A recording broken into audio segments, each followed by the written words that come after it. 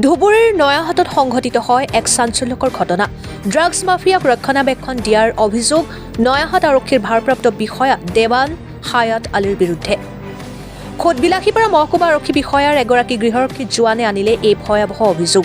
Drugs মাফিয়াক ধৰাই দিয়াই কাল এগৰাকী অসম গৃহৰক্ষী জোৱানৰ। গৃহৰক্ষী জোৱানজনক চোকা অস্ত্ৰৰে আঘাত সনাৰ উপৰিও হত্যা কৰাৰ ভাবুকি দিয়া ড্ৰাগছ মাফিয়াৰ এটি দুৰ্বৃত্তৰ দলে।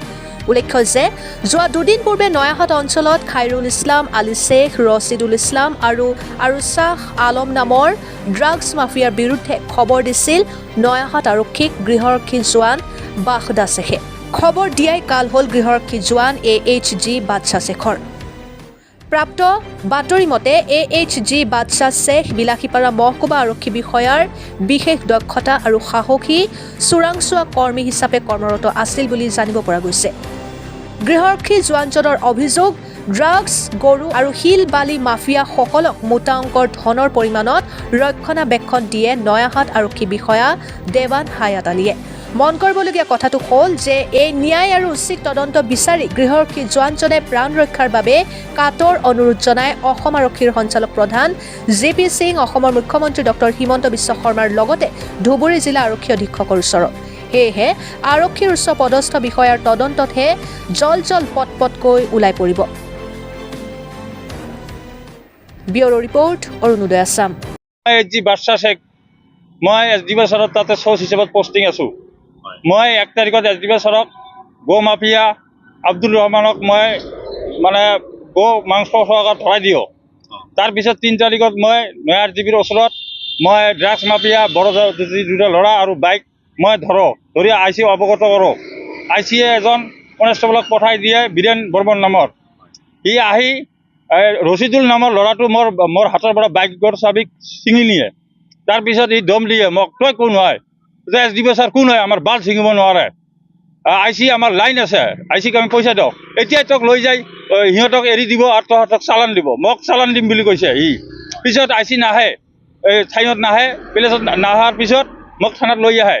পিছত সিহঁতক সোনকালে এৰি দিয়ে আৰু মোক ICয়ে আৰু বীৰেন বৰ্মনে মোক হাতত ধৰি চেঁচৰাই মোক গাড়ীত উঠায়। পিছত মোক লৈ যায় থানাত, বিলাসীপাৰা থানাত। OC ছাৰে সোধে, ইটো ড্ৰাগছ মাফিয়া নহয়, ই ছাৰৰ মানুহ হয়। ICয়ে তেতিয়া কয়, নহয় ই ড্ৰাগছ মাফিয়া হয়। তেতিয়া IC ছাৰে SDB ছাৰে তেতিয়া আমাৰ SDB ছাৰক অৱগত কৰে কথাটো। তেতিয়া SDB ছাৰে তাক কয়, তাক বহাই ৰাখা, বেঞ্চত বহাই ৰখাৰ পিছত SDB ছাৰে 2 ঘণ্টা পিছত আহি পায় বঙাইগাঁৱৰ পৰা। আহি SDB ছাৰে OC ছাৰক সোধে, তুমি কিয় ইয়াক বহাই আছে? এইটো কাৰ মানুহ? তুমি কোৱা, জবাব দিয়া। পুলিচৰ মানুহ নে এইটো ড্ৰাগছ মাফিয়া নে উগ্ৰপন্থী? মোৰ ফেমিলি, মোৰ ল'ৰা আৰু মোৰ ঘৈণীয়েক, মোৰ মাকে গৈছিল মোৰ লগত দেখা কৰিবলৈ। OCয়ে চেণ্ট্ৰিক দি কৈ দিছে মোৰ লগত দেখা কৰিবলৈ দিয়া নাই। এইবিলাক দুৰ্নীতি মোক সহ্য নহয়। আৰু ICয়ে মোক আধা বাটত পিস্তল বজাই মোক এনকাউণ্টাৰ কৰিবলৈ ভাবুকি দিয়ে। আৰু কালি ৰাতি কি হৈছিল? কালি ৰাতি যিটো ঘটনা 9টা 9:30 বজাত মই ডিউটিৰ পৰা আহোঁতে নয়াহাট বজাৰত মোক এই লান্টু ফাৰ্মাচীৰ ওচৰত এটা ড্ৰাগছ মাফিয়াই মোক 3জন দলিয়াই আটক কৰি মোক বেগাৰ মাৰাই। মই হাত এনেকৈ দিয়াত তেতিয়া মোৰ চুৰি দি মোৰ মুখখন কাটি যায়। আৰু মই তেতিয়া থানাত আহি অৱগত কৰোঁ IC ছাৰক। IC ছাৰে মোক ভাবুকি দিয়ে, তই ইয়াৰ পৰা যাবি নহ'লে তোক এৰেষ্ট কৰি চালান দিম বুলি কৈ দিছে। মাফিয়া 3জন আছিল আৰু শ্বাহ আলম মাফিয়া ড্ৰাগছ মাফিয়াক ধৰিছিল, এইটোও এৰি দিছে পৰহি দিনা। এই নয়াহাট IC দেৱান হায়াত আলী হয়। কোনে আটক কৰিছে আপোনাক? কোনে আটক কৰিছে? মোক এই যে কি খাইৰুল ইছলাম, ভাই হোটেলৰ মালিক, আৰু তাৰ সহকৰ্মী। আমি দুটা চিনি নাপাওঁ তাক। আপোনাৰ কোনে মাৰিছে? চুৰিটো মাৰিছে খাইৰুল ইছলামে মাৰিছে। খাইৰুল ইছলামে কেইজন আছিল? আৰু 2জন আছিল লগত। আপোনালোকৰ পুলিচৰ মানুহ এজন আছিল ইছমাইল হক, আৰু ৰাব্বানী খুৰা আছিল। এনেকুৱা মোৰ এইবাৰ লৈ মোৰ 2বাৰ হ'ল। এবাৰ থানাত লৈ বহাই থ'ল আৰু থানাৰ পৰা কালিকে মোক খেদিছে আৰু মোক ধমকি দিছে, তোক নয়াহাটত থাকিব ইচ্ছা আছে যদি ভালদৰে থাক, নহ'লে তোক এনকাউণ্টাৰ কৰি মাৰি দিম।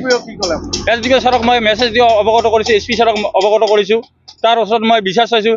মই মাননীয় মুখ্যমন্ত্ৰীৰ ওচৰত মই এইটো প্ৰাৰ্থনা কৰোঁ, বৰ উচিত তদন্ত কৰিব লাগে আৰু DGP ছাৰে তদন্ত কৰিব লাগে আৰু SDB ছাৰে ইয়াৰ বিহিত ব্যৱস্থা ল'ব লাগে। মই নেশ্যনেল হোমগাৰ্ড এছ'চিয়েশ্যনক মই অনুৰোধ জনাইছোঁ যে আমাৰ হোমগাৰ্ডৰ এনেকুৱা দুৰ্নীতি, কাকী ভৰ্তিৰ দুৰ্নীতি কৰি আছে।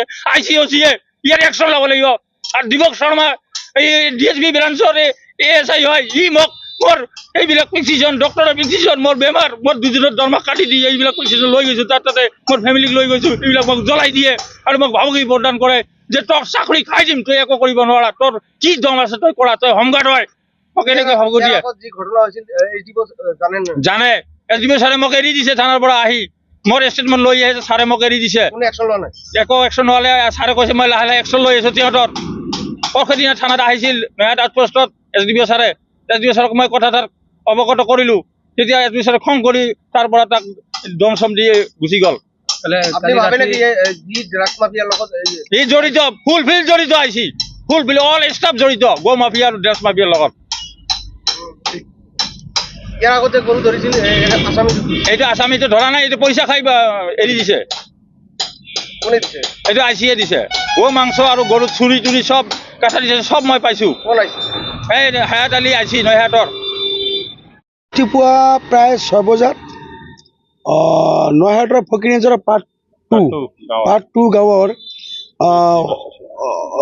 হোমগাৰ্ড না অসম হোমগাৰ্ডৰ বাদশা শেখে মোক ফোনযোগে কিছু কথা অৱগত কৰে আৰু মই লগে লগে ইয়াত আহিছোঁ দেখিলোঁ যে বাদশা ডাঙৰীয়াই যিখিনি কথা কৈছে মই এজন সংগঠনৰ কৰ্মী হিচাপে মই ক'ব বিচাৰোঁ যে বাদশা ডাঙৰীয়াই যিখিনি কথা কৈছে সেইখিনি কথা যদি সত্য হয় তাহলে আমাৰ কাৰণে অতি দুৰ্ভাগ্যজনক হ'ব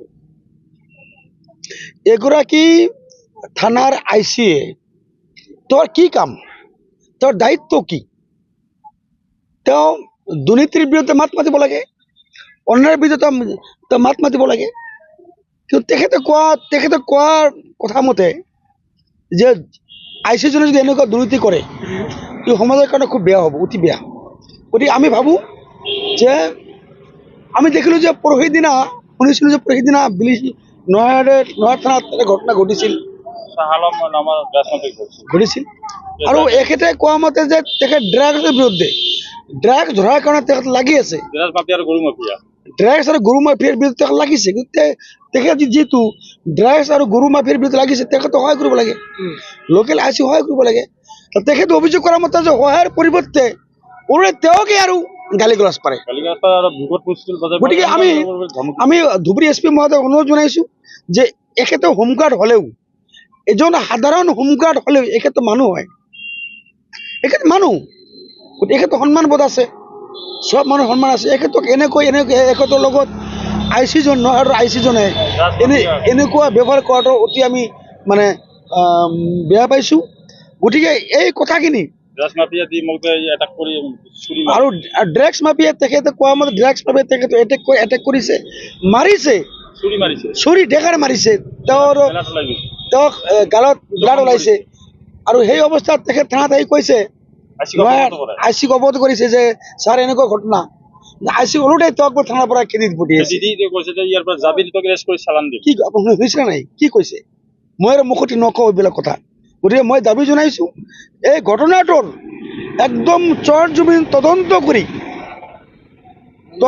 বিহিত ব্যৱস্থা গ্ৰহণ কৰাৰ আমি দাবী জনাইছোঁ আৰু অসমৰ DGP আৰু মুখ্যমন্ত্ৰী মহোদয়ক অনুৰোধ জনাইছোঁ যে এজন আৰক্ষীয়ে যদি এজন থানাৰ আৰক্ষীয়ে যদি এনেকুৱা হয় তেনেহ'লে সমাজ কেনেকৈ চলিব নিৰাপত্তা দিয়াৰ দায়িত্ব হ'ল পুলিচৰ জনতাই পুলিচৰ প্ৰতি আস্থা ৰাখিব জনতাই থানাৰ প্ৰতি আস্থা ৰাখিব গতিকে এখেতে যিখিনি কবেৰে খুব দুখজনকভাৱে এইখিনি যি আক্ষেপ কৰিছে যদি কথাখিনি সত্য হয় তেনেহ'লে আমি একজেক্টলি সমস্ত কথাৰ ইনকুৱাৰী আমি বিচাৰিছোঁ সমস্ত ঘটনা ইনকুৱাৰী বিচাৰিছোঁ আৰু ইনকুৱাৰী হ'বই লাগিব এনেকুৱা হোৱাটো আমি কেতিয়াও কামনা নকৰোঁ অসমৰ DGP মহোদয় অসমৰ মুখ্যমন্ত্ৰী মহোদয় অনুৰোধ কৰিছোঁ যে এজন